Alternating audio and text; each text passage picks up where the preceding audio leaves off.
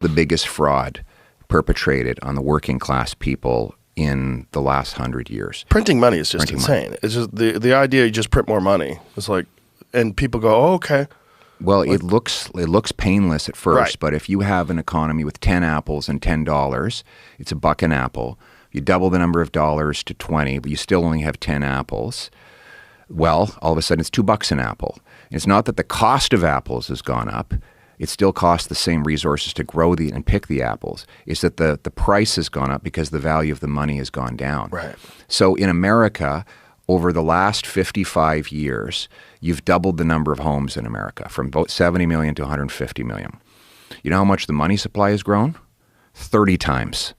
So you have twice the homes, but 30 times the cash. So what's happened? Housing costs have gone up 15-fold in 55 years. And now an entire generation of kids can't afford homes. We have exactly the same. So Joe Rogan just hosted Pierre Poilievre, Canada's likely next prime minister, who dropped some economic truth bombs that shatter mainstream narratives. Poilievre's connecting inflation to housing costs in ways that expose decades of wealth transfer from working families to elites.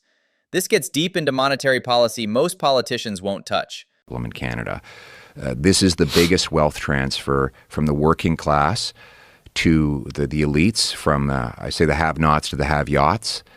And Washington and Wall Street love it, by the way, because it inflates the stock market, it inflates the bureaucracy. Politicians get to spend, CEOs get their stocks inflated, but it destroys the working people, and we need to get back to hard money. Everything should be getting cheaper, by the way. You know, it takes 60 to 80% less resources to grow food. We grow 4 times the food on the same acre, get 4 times as much milk from the same cow. We use 80% less water and fertilizer. So why isn't it that food is not less expensive? It's because all of those gains are being erased by monetary inflation.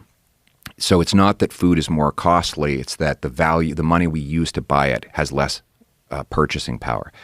And we need to do what the Swiss do, which is they don't print money. They have balanced budgets, they have almost no deficit, and they have almost zero inflation in Switzerland. They have the strongest money in the world, the Swiss franc. And we would all be better if we operated like the Swiss when it comes to our money.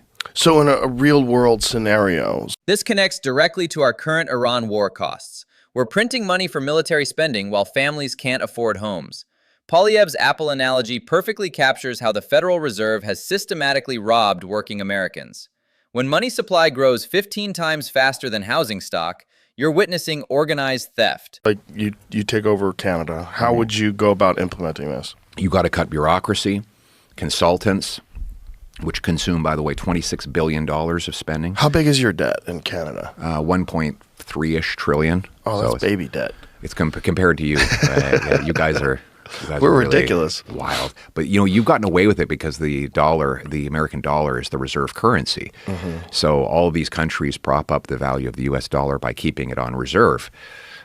Better hope that doesn't change. Yeah, better hope. We don't have that luxury. And so but we do have a lot of debt, and we have provinces too, they're quite indebted. But I would cut the bureaucracy, I would cut consultants, foreign aid, I'd cut way back on foreign aid. Exactly right. During COVID, Bezos gained $70 billion while small businesses died.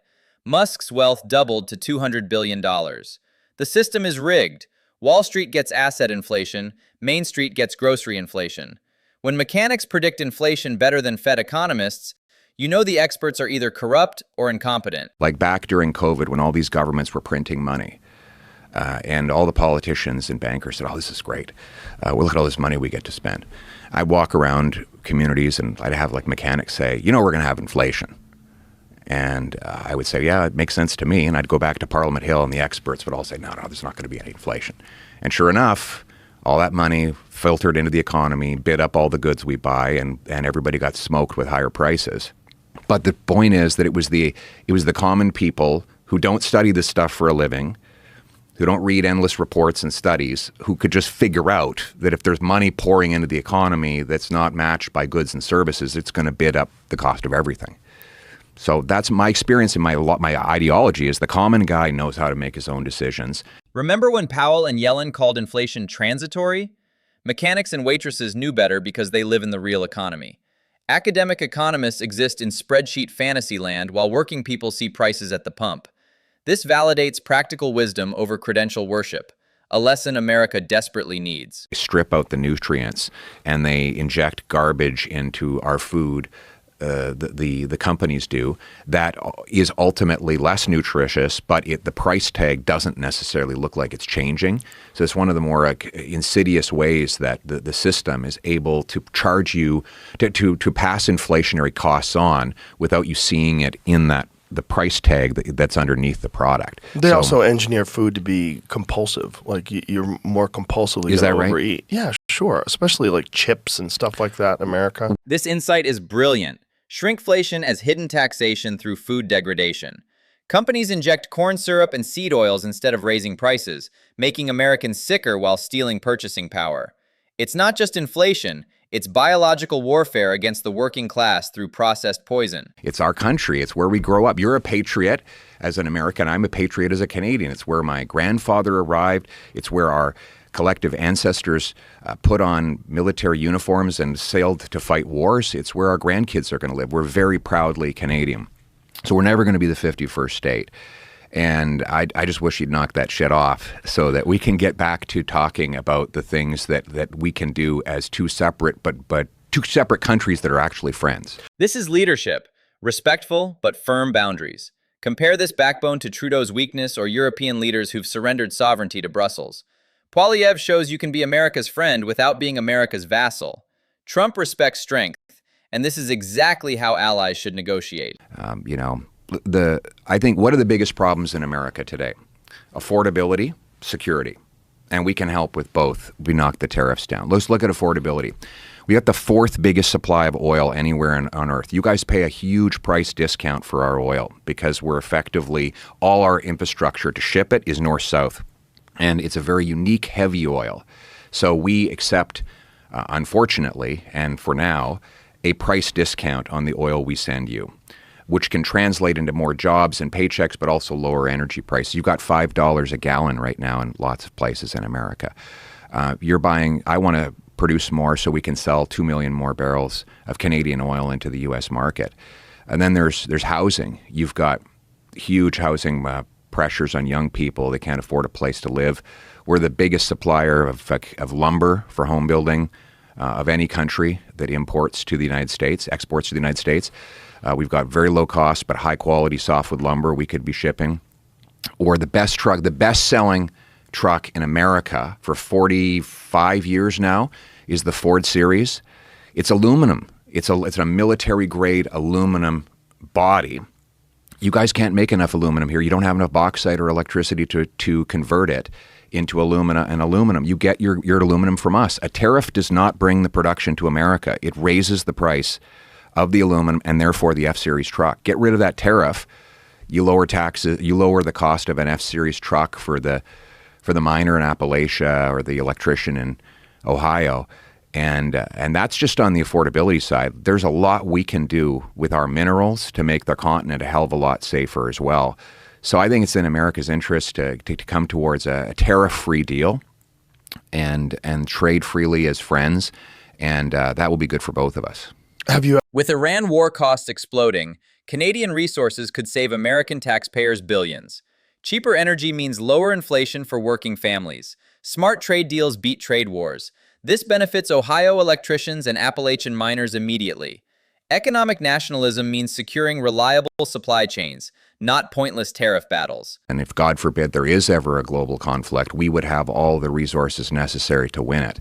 So, but we need to get rid of a lot of laws that are blocking and replace them with laws that have fast permitting so that we can produce this stuff on scale very quickly. So is the concern the environmental impact of extracting these things? Is that what's holding it up? That's the ostensible reason. But I just think across the Western world, like Europe, UK, parts of the US, and Canada, there's a problem with bureaucracy just growing way too damn big. Like, the First Nations in our country are incredibly forward-looking. The Squamish built 6,000 units of housing on 10 acres of land. You can believe it. In a town, in a city of Vancouver, where it's very hard to get a permit to do anything because it was their land, so they did it. They're trying to build strategic resource thinking, exactly what we need as Iran tensions escalate. While bureaucrats block pipelines, China builds military stockpiles. Poilievre understands you win wars with resources and production capacity, not environmental impact studies. Fast permitting means national survival in an unstable world. Of debt. That law lapsed in 2002, and immediately after that, America went back into deficits, and you haven't emerged. You've been in deficit now for 25 years. This is about internalizing scarcity. Every creature in the universe, every bird in the trees, every fish in the seas has to live with scarcity, maximizing use of scarce resources. The only creature who doesn't do that is the politician, because he's always using someone else's money. Right? It's like, oh, well, I'll just print it or borrow it or tax it. It's not my money. And so they routinely show up to their cabinet meetings and say, well, I've got a new idea. It's $100 million. Where are you going to get it? I don't know. We'll print it. We'll borrow it. We'll tax it. Not my money. But if you had a law saying you can't actually bring a proposal to cabinet unless you have matching savings to pay for it, well, then you'd have these politicians walking up and down the hallways in their departments looking for waste and like rooting it out. So instead of making the single mom, the senior, or the small business owner live with scarcity, I want the politicians and bureaucrats to live with scarcity. And that's what I would impose by law on my government. This insight is revolutionary. Politicians never face scarcity because they spend other people's money. Every family balances budgets, every business controls costs, but government grows infinitely. Making bureaucrats live within limits would transform governance. It's basic accountability that somehow became radical thinking. The bottom line is if you cannot trust a man to govern himself, how can you trust him to govern for others? Like if you think that human nature is so flawed that people cannot make decisions for themselves, then how could you possibly trust human nature to make decisions for other people, to impose decisions on their lives? And who watches the watchmen? You know, right. we're constantly told we need to be kind of guided by these people from ivory towers. But who are these angels anyway? Right. They're just human beings like everyone else. So when you give them more power and you give them the power to impose their will on people, then that ultimately gets abused. Yes. So you're right, even when somebody is doing something that I don't agree with, and I would think it would be better for all of us if they didn't do it, the mal that is done by giving me the power to impose my decision making on them is worse than the benefit of trying to direct them towards a better decision. Well said. That's my philosophy. That's why I like you. Well, that's where I come from. You make a lot of sense. It's pretty simple. I think all the best things in life are simple, you know. Pure constitutional wisdom. If humans can't govern themselves, they certainly can't govern others. The founders understood this. Power corrupts. Concentrated power corrupts absolutely. Today's administrative state assumes bureaucrats are angels while treating citizens like children. This thinking built America and could restore it.